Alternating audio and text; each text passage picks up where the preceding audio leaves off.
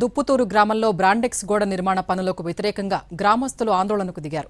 గతంలో ఎస్ఈజెడ్ ఏర్పాటు సందర్భంగా ఇచ్చిన హామీలు అమలు చేయలేదని ఆగ్రహం వ్యక్తం చేస్తున్నారు. బాధితులకు వైసీపీ సంఘీభావం తెలిపింది. గతంలో ఎన్నడూ ఈ ప్రాంతంలో మహిళల మీద లాఠీ చార్జ్ జరగలేదన్నారు మాజీ మంత్రి గుడివాడ అమర్నాథ్. పరిహారం ఇచ్చిన తర్వాతే గోడ నిర్మాణం చేపట్టాలని డిమాండ్ చేశారు. ప్రజలకు న్యాయం జరిగే వరకు తట్టమట్టి ఎత్తడానికి వీల్లేదన్నారు. నిర్వాసితుల కోసం అవసరమైతే న్యాయ పోరాటం చేస్తామని చెప్పారు.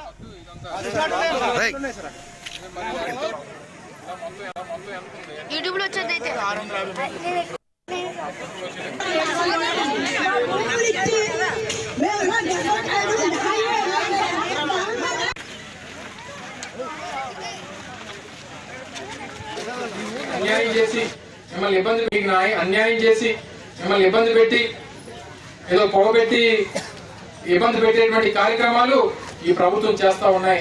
ఎట్టి పరిస్థితుల్లో దాన్ని మీరు ఎదుర్కోండి, మీకు తోడుగా అవసరమైనప్పుడు మేము అందరూ ఉంటామనేటువంటి విషయాన్ని జగన్మోహన్ రెడ్డి గారు మీకు చెప్పమని చెప్పి మమ్మల్ని పంపించారనేటువంటి విషయాన్ని తెలియజేస్తాము. ఒక వైఎస్ఆర్ కాంగ్రెస్ పార్టీ ఒక పక్క, మిగిలిన 3 పార్టీలు ఒక పక్క. ఇంకా మీ ఊర్లో పాపం ఎవరైనా నాయకులు ఉన్నా వాళ్ళు మాట్లాడతారనుకుంటే మీ అమాయకత్వం. వాళ్ళు మాట్లాడలేరు, వాళ్ళు మాట్లాడాలన్నా మాట్లాడలేరు.